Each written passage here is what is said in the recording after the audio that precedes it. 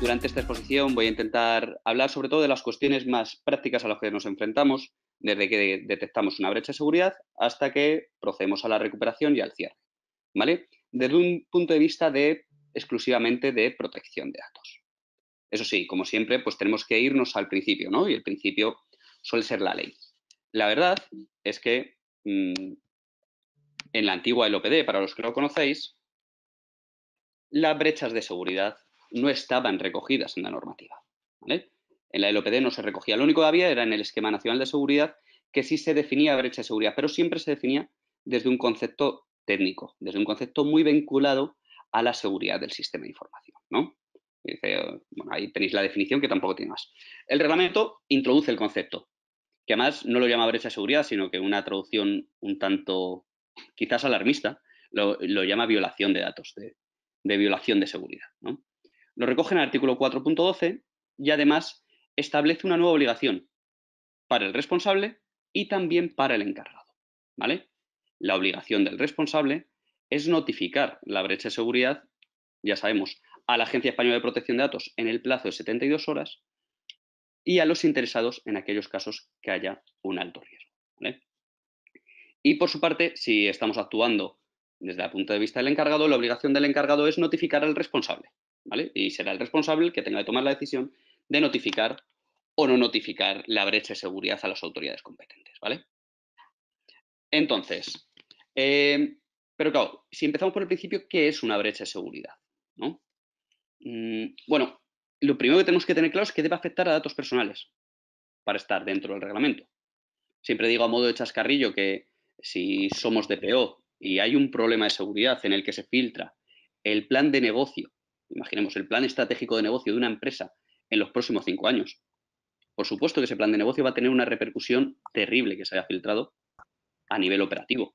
Pero desde el punto de vista de protección de datos, somos delegados de protección de datos, ese día dormimos cómodos. ¿Vale? ¿Por qué? Porque no hay datos personales.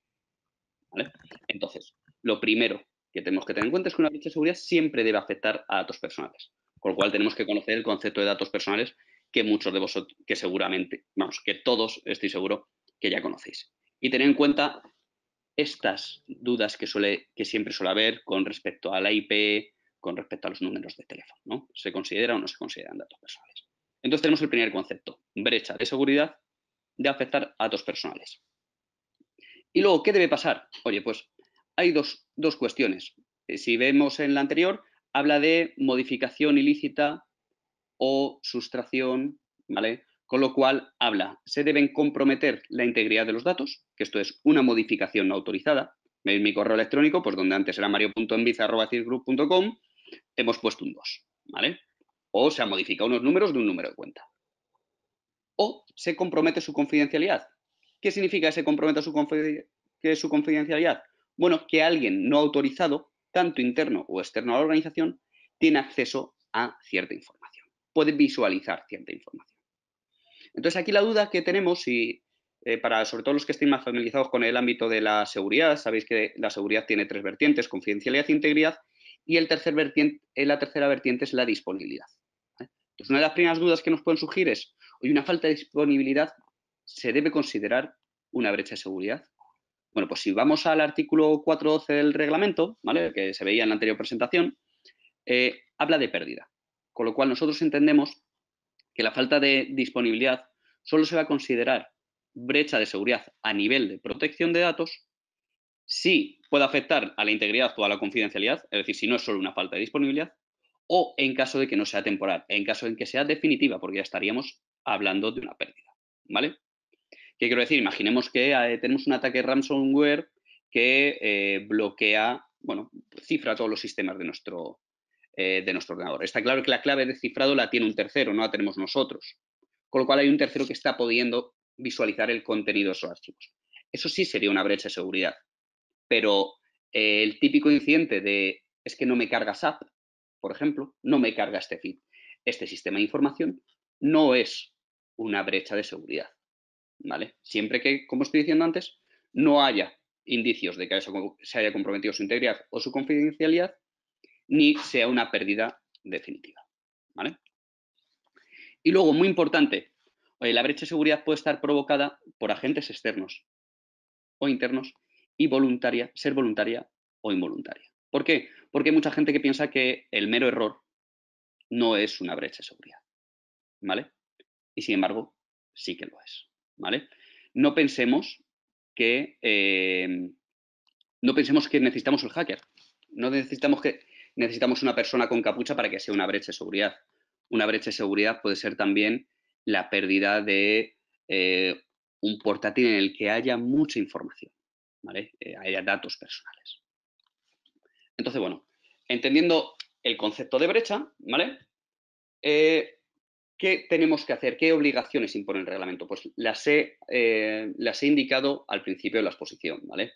Al final el reglamento lo que nos dice es, oye, cuando se detecta una brecha de seguridad, si somos el responsable del tratamiento, tenemos que notificarlo a la autoridad de control, en este caso a la Agencia Española de Protección de Datos, en el plazo máximo de 72 horas desde que hemos tenido conocimiento de esta violación, ¿vale?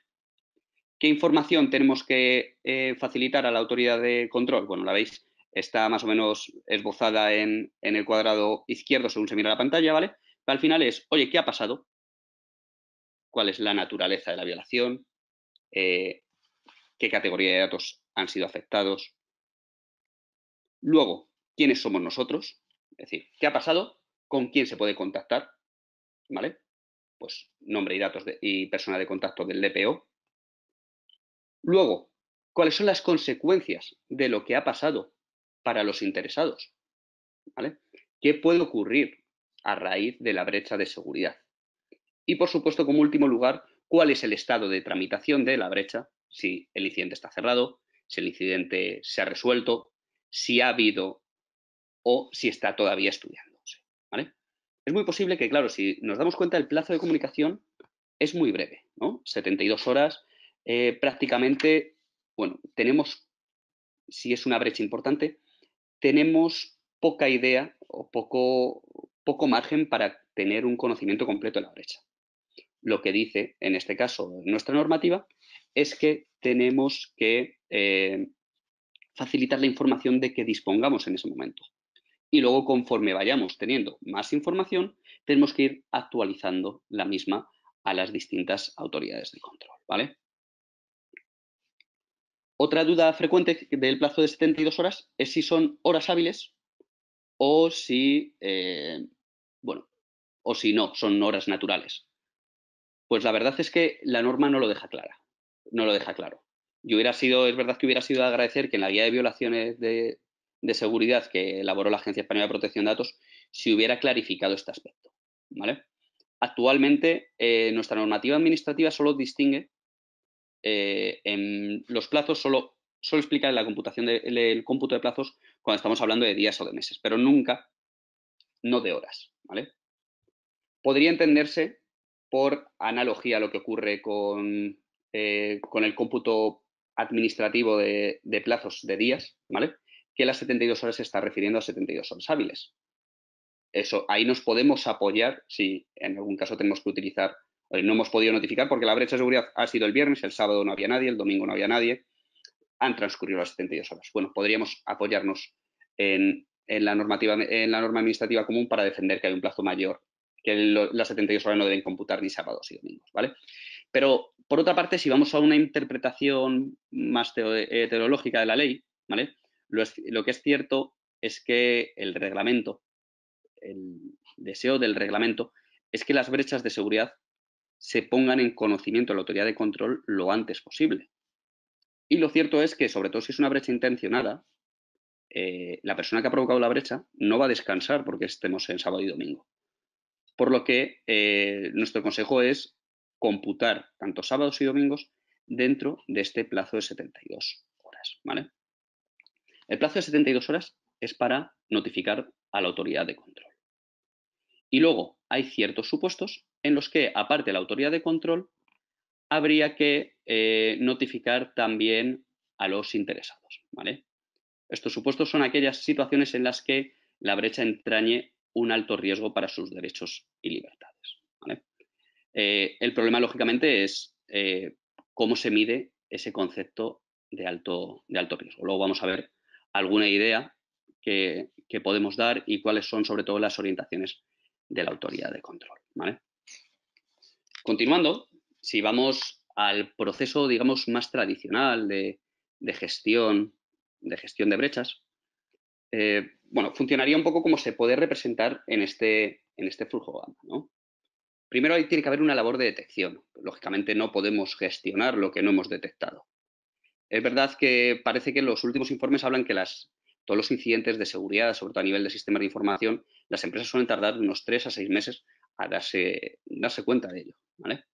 Pero bueno, hay que invertir en detección. La detección, como sabemos, puede venir por fuentes externas o por fuentes internas.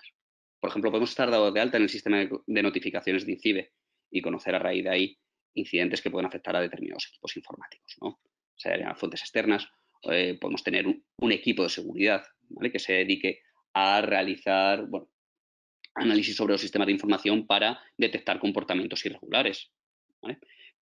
Ese sería, por su parte, una fuente interna de detección, ¿vale?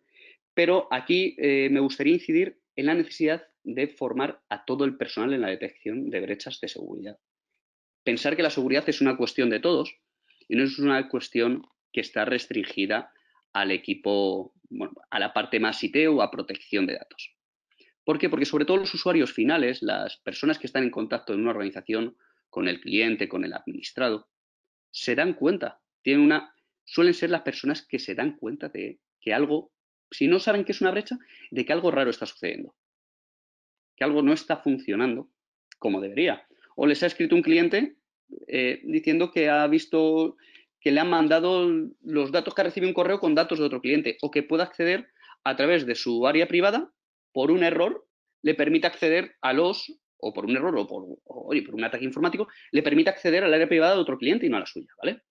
Entonces, tenemos que formar a la gente, a todos los empleados, en que conozcan que es una brecha de seguridad y luego, muy importante, que conozcan cuáles son los canales de comunicación.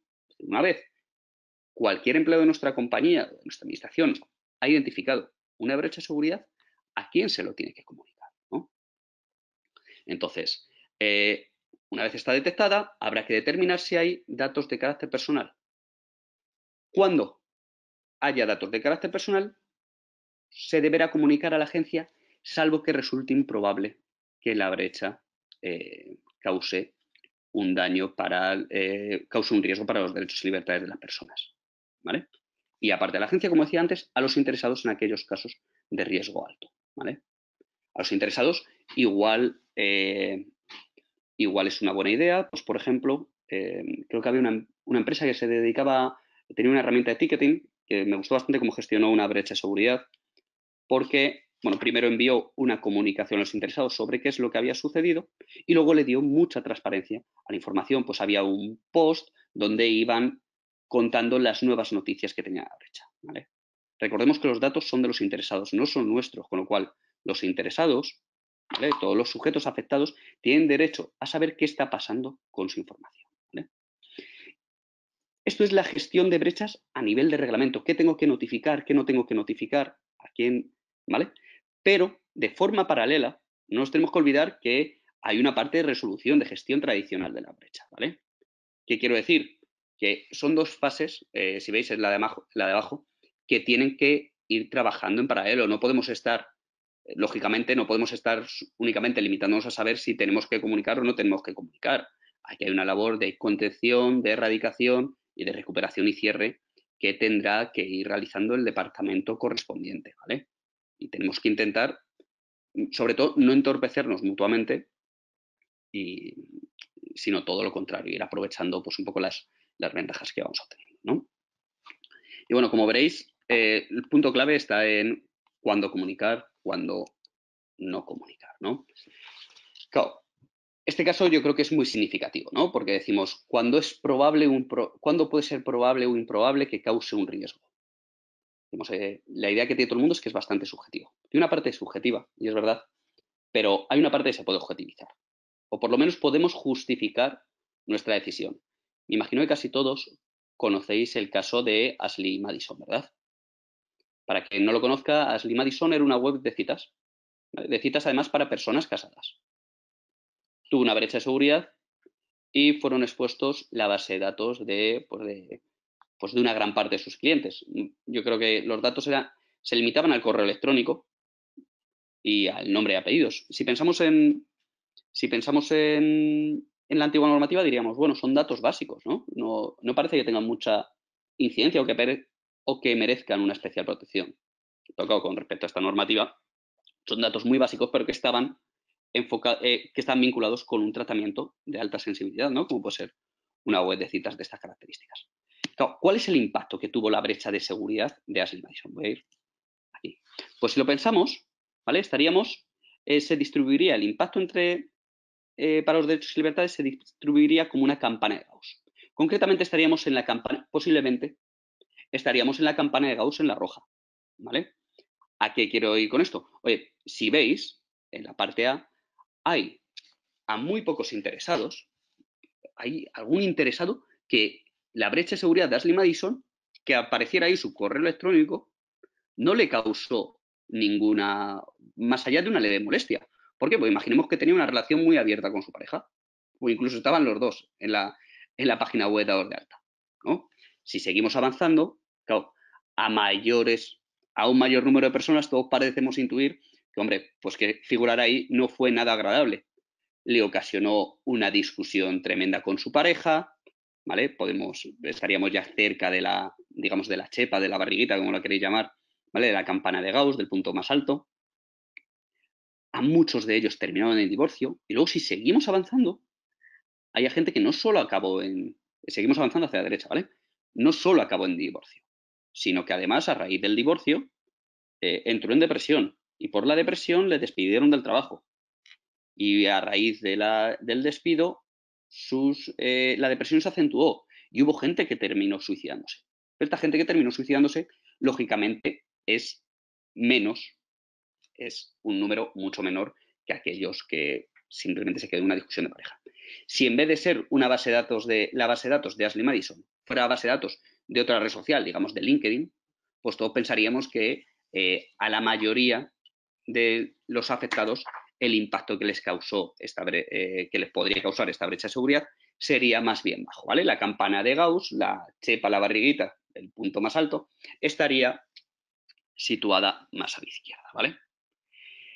Entonces, esto es una manera de poder medir y sobre todo de poder justificar, ¿vale? Nuestra decisión y nuestra valoración de la brecha. Perdonad que estoy bebiendo agua. La agencia, también en la guía sobre violaciones de seguridad, creo que se llama, ¿vale? En el anexo 3 concretamente, sí, bueno, pues ejemplifica cómo se puede valorar una brecha de seguridad, el riesgo que representa, ¿no? Dice, oye, hay una serie de criterios que podemos tener en cuenta, ¿no? ¿Cuáles son los criterios? Pues el volumen. A más información, pues a más datos, la brecha parece que es más importante, ¿no? La tipología de los datos, no es lo mismo datos sensibles, datos no sensibles, habría que ver cómo valoramos los datos financieros y luego el nivel de exposición, ¿vale? Esto sería un ejemplo típico para valorar el impacto de una brecha de seguridad que afectará a la confidencialidad de los datos. Pues no es lo mismo que la confidencialidad sea que le he enviado un correo electrónico a una persona, a una única persona, o le he enviado una factura, se ve más claro, le he enviado a una persona una factura de otra persona, ¿vale? Que el hecho de que en Internet están publicados por un error, cualquier persona puede acceder los datos de las facturas de todos mis clientes, ¿vale? Entonces, aquí lo que te dice la agencia es, bueno, cada uno de estos factores tiene una valoración y lo puedes multiplicar, ¿vale? De tal forma que si el resultado fuera mayor que 20, la brecha debería ser notificada a la Agencia Española de Protección de Datos. Si fuera mayor de 40, debería ser notificada tanto a la Agencia Española de Protección de Datos como a los interesados. Esto, lógicamente, es simplemente un ejemplo. Lo tendríamos que adecuar a nuestra organización, lo tendríamos que adecuar a la brecha de seguridad que estamos sufriendo en este momento. Pero sí nos permite justificar una decisión y recordar que para nuestra normativa el principio de accountability es un principio fundamental. No solo tenemos que decidir, sino tenemos que justificar por qué decidimos lo que hemos dicho, ¿vale? Si creemos que la brecha de seguridad es improbable que cause un efecto negativo en los derechos y libertades de la persona y por esa decisión, por esa argumentación decidimos notificar a la agencia, tenemos que tener trazabilidad de qué elementos hemos considerado en la toma de esta decisión. ¿Vale? Bueno, esto es lo que habíamos estado hablando antes, ¿sabes? Sobre cuándo procede la notificación y cuándo no procede la notificación. Y ahora algunas cifras que consideramos importantes, ¿vale?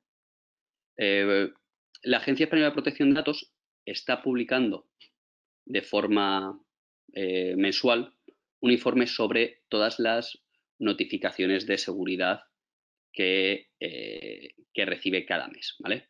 Vemos que se han notificado un total de 1.078 incidentes de seguridad. Es bastante. Es bastante, sobre todo para un país como España, porque en el marco comparado en España, la verdad es que esa sensación de colaboración con la administración todavía no ha calado. Vemos la administración únicamente como un ente sancionador. Entonces, suele ser las empresas bastante reticentes a la hora de notificar una brecha de seguridad. Si vamos a otros países, por ejemplo, queréis saber, en Reino Unido, en los 6 primeros meses del reglamento, el número de incidentes de seguridad notificados eran 4.000, ¿vale? Eran mucho mayores que los que tenemos ahora nosotros al cabo de un año, ¿vale? En el periodo agosto 2018 a agosto 2019, ¿vale? ¿Por qué? Un poco lo que decía antes, si es verdad esa sensación o ese miedo que tenemos a ser sancionados, pensamos que la notificación puede ser un elemento sancionador, ¿no? Lo peor que tenemos, no vamos a decir que hemos tenido ese problema, porque si tenemos un problema nos van a decir que no hemos aplicado las medidas de seguridad adecuadas, ¿vale? Realmente, por lo menos al inicio del reglamento, esta no era la intención de la Autoridad de Control, de la Agencia Española de Protección de Datos. Por ejemplo, algunas cifras, ¿vale? Creo que era el 20 de noviembre del 2018, se habían notificado unas 200 brechas de seguridad, algo así, ¿vale? Un poquito, creo que iba por ahí, ¿vale? Y sin embargo, solo en 11 de ellas se había iniciado un procedimiento de inspección, ¿vale? ¿Qué nos dice eso? Que la autoridad de control, la agencia, no tiene, su interés no es conocer las brechas de seguridad que se han cometido para iniciar un procedimiento sancionado, ¿vale? Eso simplemente tener en cuenta y un poco quitarnos todos el miedo de colaborar con la administración y verla no como un enemigo, sino al revés, como un órgano con el que podemos colaborar, ¿vale? Y que está ahí al final para defender los derechos que todos tenemos como ciudadanos, ¿no? Esto es el detalle de notificaciones, la cifra de notificaciones. ¿Qué tipo de brechas de seguridad se están dando? Bueno, estos datos los extrajimos nosotros a marzo de 2019 y resulta relevante, a mí por lo menos me resultaba relevante ver dos cifras, ¿vale? Que hay un 23% de brechas de seguridad que son internas y no son intencionadas, ¿vale? Y un 18% que son externas y no son intencionadas. En total sumamos el 41%, prácticamente un poquito menos de la mitad de las brechas de seguridad son no intencionadas. ¿Qué quiere decir esto? Que son brechas que se hubieran podido evitar fácilmente a través de la formación. Por eso no dejar de insistir en lo necesario que es formar a nuestros empleados en general en protección de datos, en lo importante que es cuáles son sus obligaciones y deberes, ¿vale? De esta manera, estaremos disminuyendo muy considerablemente el riesgo que tiene nuestra empresa de sufrir una brecha de seguridad, ¿vale? Oye, ¿y qué pasa si no notificamos, ¿no? Si incumplimos con este deber, pues puede haber dos situaciones. Puede haber una notificación tardía o incompleta que daría lugar a una infracción leve, ¿vale? Y si realmente ya no hemos notificado, ¿vale? No es que hayamos notificado tarde y mal, sino que no hayamos dicho nada, es una infracción grave. Recordar que esta infracción, ¿vale? Esta infracción es por falta de notificación de la brecha de seguridad, lo que significa que se podría sumar a una infracción si se determina en ese procedimiento que la brecha de seguridad ha sido producida por la falta de adopción de medidas adecuadas, ¿vale? Aquí a nivel comparado, creo que ha habido una sanción ya por falta de notificación de brechas de seguridad que fue por la Agencia Lituana de Protección de Datos, ¿vale? Fueron 53.000 euros, a través de los 53.000 euros se castigaba tanto la tardía notificación como la falta de medidas de seguridad y la falta de borrado. Eran tres incumplimientos. En España, por falta de notificación, salvo error por mi parte, no se ha impuesto todavía ninguna sanción, ¿vale? Y bueno, pues esto era un poco lo que quería contar. Ahora os dejo retomar el control por ahí. Guillermo os va a comentar cómo se puede gestionar a través de una herramienta que nos permite asegurar la trazabilidad del proceso de gestión de brechas de seguridad. Y, por supuesto, quedo a vuestra disposición por si tenéis alguna duda, pregunta, etcétera, ¿vale? Muchas gracias. Mario, si te parece, vamos comentando mientras Beatriz va preparando el tema de la pantalla.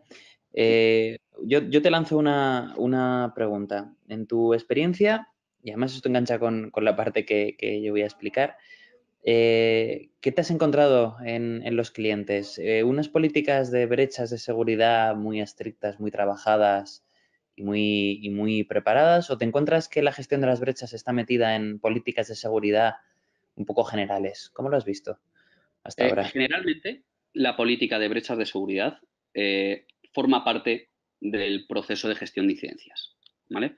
Es verdad que lo que ha habido ha sido, mm, ha sido una doble parte, es decir, en un primer momento, adecuación del reglamento, tenemos que tener un protocolo de notificación de brechas. Entonces, todo el mundo ha hecho su protocolo de notificación de brechas de seguridad y ahora es cuando estamos diciendo, oye, este protocolo de notificación de brechas, la notificación de brechas, como decía, es una parte más del proceso de gestión de incidentes, ¿vale? Con lo cual, habría que, si no es integrarlo dentro del proceso de gestión de incidentes, ¿vale? Y por lo menos que no exista una contradicción. Y se está jugando a eso. Ahora mismo se está trabajando en, digamos, garantizar la eficiencia del proceso. De todas maneras, se ha visto, sobre todo, eh, oye, lo que vemos al principio es, el papel está muy bien, pero luego el papel se tiene que adecuar a la realidad de la organización. Entonces, ha habido muchos procedimientos de notificación de brechas de seguridad que se están mejorando, ¿vale? Y la mejora es, sobre todo, pues, formar parte del proceso de gestión de incidentes, ¿vale? Mira, a ver, Guillermo, a ver si puedes. Mira, No, ahora sí. parece. Ahora parece que sí. Mira, debería ya estar viendo mi pantalla.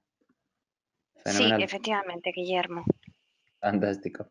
Bueno, gracias Mario por la explicación. Como te decía, enganchaba muy bien con esta parte mía porque muchas veces es verdad que una de las preguntas es, bueno, tengo que hacer algo muy específico solo de brechas, tengo que tener una política de gestión de incidentes o qué hago exactamente. Entonces, bueno, es una buena manera de enfocarlo.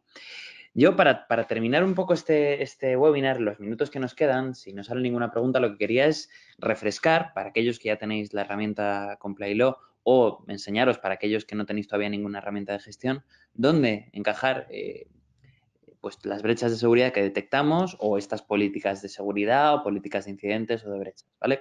Recordad que Complylo es una herramienta que te permite en un único panel de control, en esta cuenta ficticia que hemos preparado, tener tantas horizontales como proyectos o tratamientos de gestión de datos tenemos. En este caso, esta cuenta, por ejemplo, esta empresa tiene una serie de proyectos de penal, de la demo, de la cuenta que tenemos de penal. Entonces pueden gestionar el compliance penal y también pueden gestionar todos los tratamientos que tiene esta compañía, comunicaciones comerciales, recursos humanos, videovigilancia, y revisar de un solo vistazo, pues, si están en naranja, en rojo, en verde, y controlar un poco, hacer los PIAs, hacer el registro de actividades del tratamiento, bueno, en definitiva, llevar el control de forma unificada.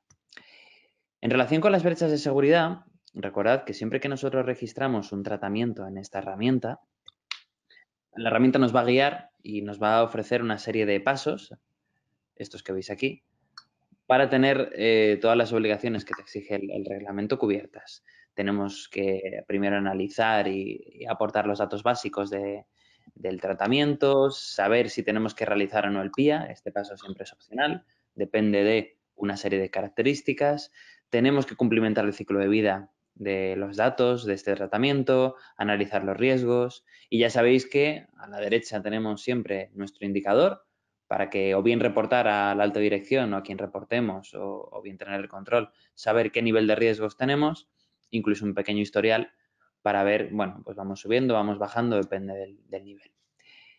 Cuando nosotros tenemos esta gestión más o menos controlada y hemos hecho ya nuestro registro de actividades del tratamiento, a la hora de reflejar una brecha de seguridad, una vulneración, tenemos que tirar de dos apartados. El apartado de análisis de la necesidad y el apartado del ciclo de vida. En el apartado del análisis de la necesidad, que es el primer apartado que la aplicación te obliga, no me gusta la palabra obligar, te anima a hacer, porque no obliga, realmente podemos utilizar todo en el orden que queramos, pero lo razonable es empezar por aquí. En este apartado nosotros identificamos el tratamiento, la finalidad, el DPO y otras figuras que existen en la organización. Y desde diciembre del año pasado, con la nueva Ley Orgánica de Protección de Datos, tenemos un apartado nuevo que se llama Vulneraciones en materia de protección de datos.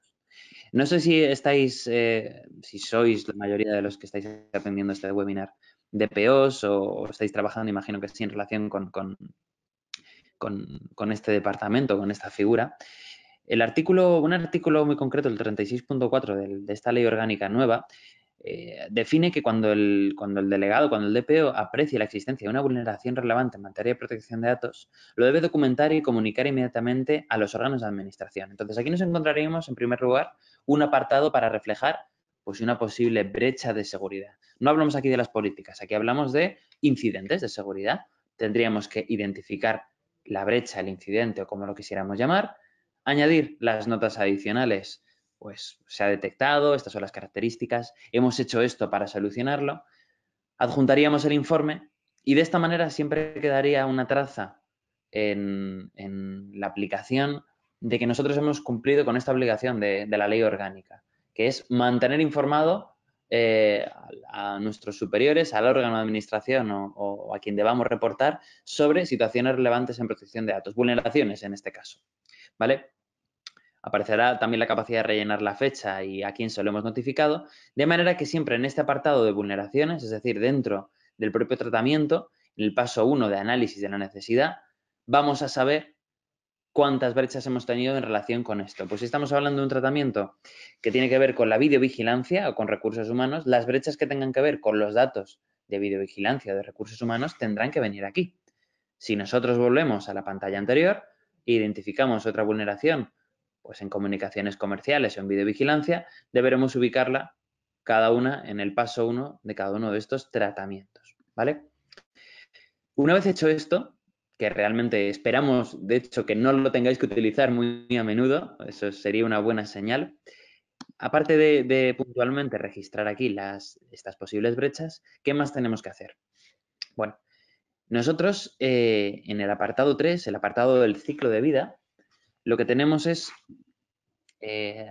pedimos, la herramienta solicita, ¿vale? En concordancia con el reglamento y con las ISOs que seguimos, para que el registro sea lo más completo posible, pedimos unas medidas de seguridad. Entonces, es en las medidas de seguridad donde tenemos que empezar a definir la política de seguridad y de brechas, la política de incidentes, como lo queráis denominar. La herramienta nos va a pedir, en primer lugar, nos va a preguntar si tenemos una política de seguridad en la que se definan las medidas y tanto si respondemos que sí como si no, bueno, podemos quedar aquí, dejar traza de la situación actual. Quizás en un momento dado, al principio, no tenemos nada y tenemos que decir que no, pero el día en que tengamos la política, marcaremos que sí, la subiremos, ya sabéis que aquí podéis subir un documento, cualquier documento, lo nombraremos y esto luego quedará reflejado en el registro de actividades del tratamiento. Dentro de esta política, como bien decía Mario y le he preguntado antes, tenemos que tener las pautas para gestionar las brechas, ¿vale? Una vez que hemos reflejado en esta pregunta si tenemos la política de seguridad, tenemos otro apartado donde vamos a reflejar con más detalle las brechas, que sería la pregunta: ¿se aplican medidas técnicas y organizativas apropiadas para restaurar la disponibilidad, el acceso a los datos en caso de forma de incidente físico-técnico. Aquí, en este apartado, lo que vamos a preguntar es por una serie de medidas, entre ellas la propia política de brechas o el procedimiento de brechas o cómo lo defináis. Como veis, los apartados no os van a obligar estrictamente a poner la política, os van a preguntar por las medidas, pero sería un buen apartado para decir que si tenemos algo trabajado, tenemos aquí los puntos principales de la política, la comunicación a los afectados, la comunicación a la agencia interna, los puntos que queráis. Esto es un campo de texto que te permite rellenar lo que queramos con el formato que queramos, como si queremos ponerlo en negrita y en forma curvada, y evidentemente siempre adjuntarlo. Todo lo que adjuntemos aquí, todo lo que rellenemos en estos apartados, luego vamos a poder reflejarlo con un solo clic en un informe que va a salir con toda la información. Si nosotros tenemos aquí reflejada la política de brechas, por cierto, en el momento en el que volvamos al apartado 1, donde reflejamos, oye, hemos tenido un incidente, deberíamos hacer referencia al paso 3. Cuando nosotros analizamos la necesidad y vamos a vulneraciones en materia de protección de datos, como mínimo deberíamos añadir aquí como referencia, se ha tratado la violación de seguridad conforme al protocolo definido en el ciclo de vida, de manera que sea coherente la información de un apartado y de otro. Para finalizar, simplemente, recordad, paso 1 y paso 2, si tenemos alguna brecha de seguridad que pueda afectar a nuestro análisis de riesgos, tendremos también que añadirlo en este apartado. Es decir, cuando tengamos que evaluar una serie de riesgos en base a la probabilidad de que sucedan y el impacto si suceden, seguramente la ocurrencia de brechas, quizás de forma recurrente o que de alguna manera afecten a alguno de los riesgos que pueden existir, vamos a tener que hacer que se reflejen en el análisis de riesgos.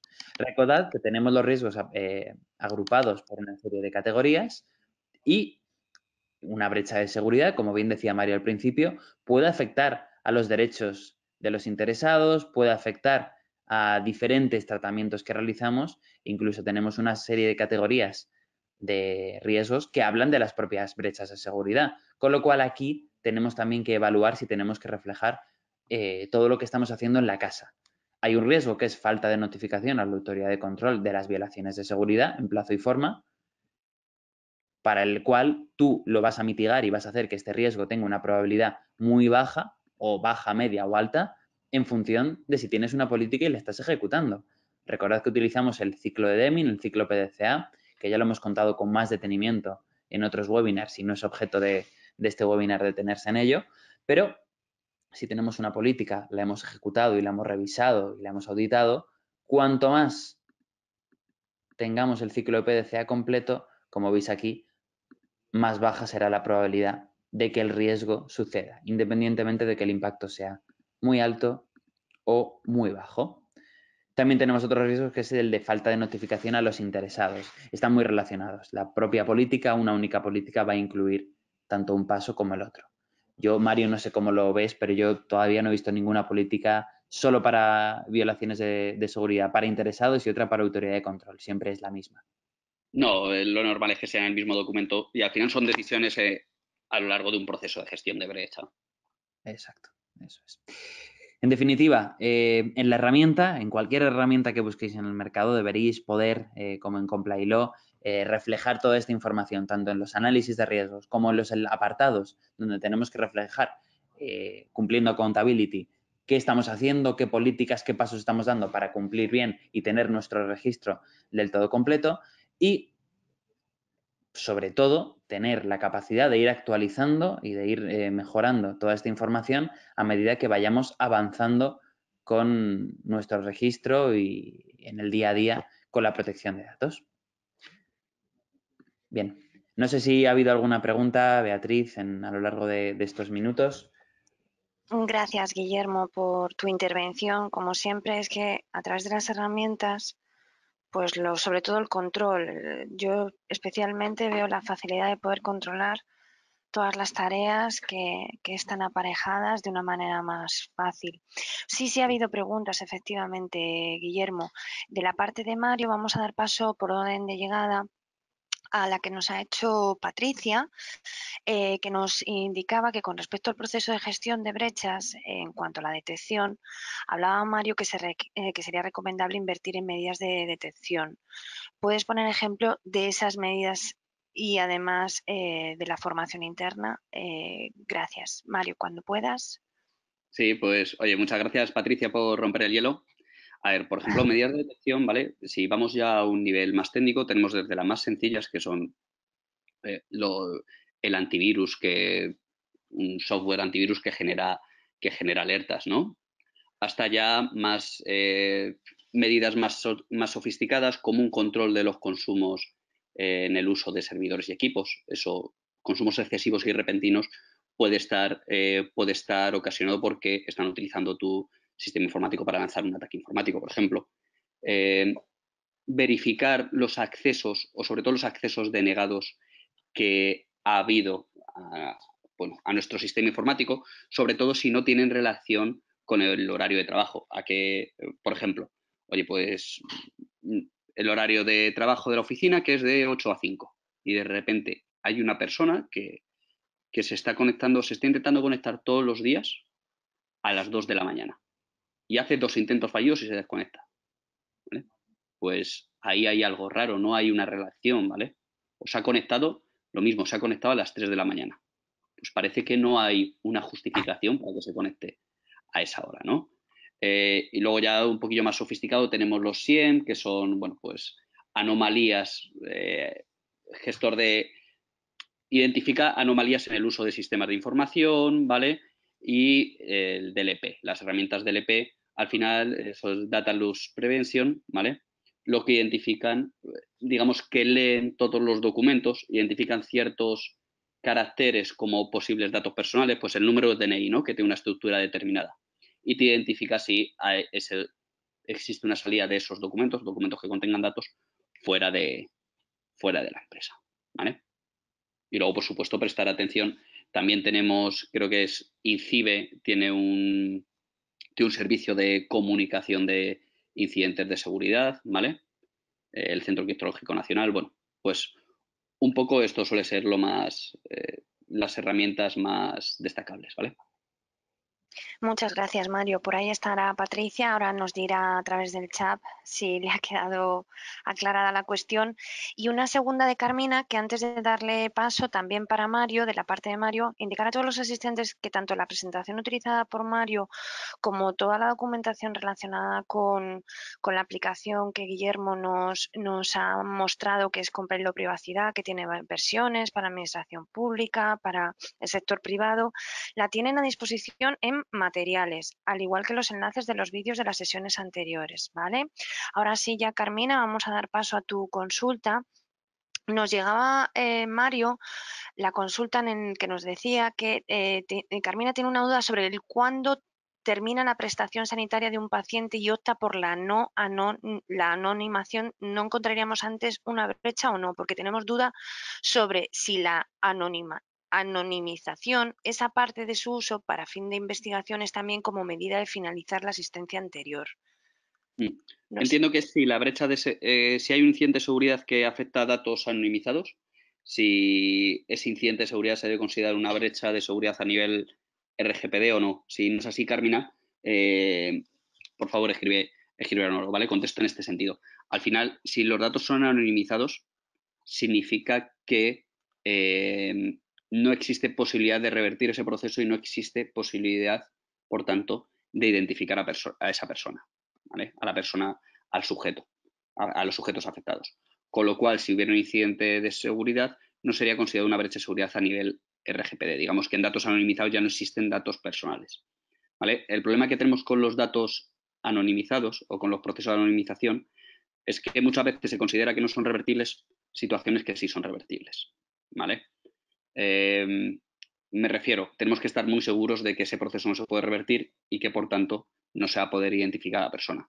Y cada vez existen más medios. Hace poco sacaba la agencia una guía de se llama canonimidad o canonimización, ¿vale? K la letra de K de kilo, Ujú. en el que advertía de este hecho que los medios tecnológicos, el avance de la estadística, nos permiten identificar a personas aun cuando creemos que realmente están totalmente anonimizadas, ¿vale? Pues nuevamente muchas gracias, Mario. No ha habido más preguntas, así que bueno, en cualquier caso ya saben que todos los asistentes tenéis un correo electrónico para conectar directamente con la organización de los webinars y hay cuestiones que llegan con posterioridad, se os resuelven por escrito a través de nuestros servicios de pregunta y respuesta rápida. ¿Vale? Así que, bueno, pues muchísimas gracias nuevamente, Mario, Guillermo, por vuestra intervención. Es un placer teneros. Y Gracias. bueno, muchísimas gracias a todos los asistentes. Os dejo que os despidáis de ellos. Muy bien. Pues nada, Nada, muchas gracias por escucharme, pero esperamos haber servido de utilidad y nada más, hasta la próxima. Guille. nos vemos en el siguiente webinar y esperamos que os haya resultado interesante. Eso es. Y si es así o si no lo es, si queréis que corrijamos algo de los webinars o alguna sugerencia, tenéis a vuestra disposición una encuesta que os llegará con la finalización de esta sesión. Muchísimas gracias a todos. Wolters Kluwer, tu mejor socio.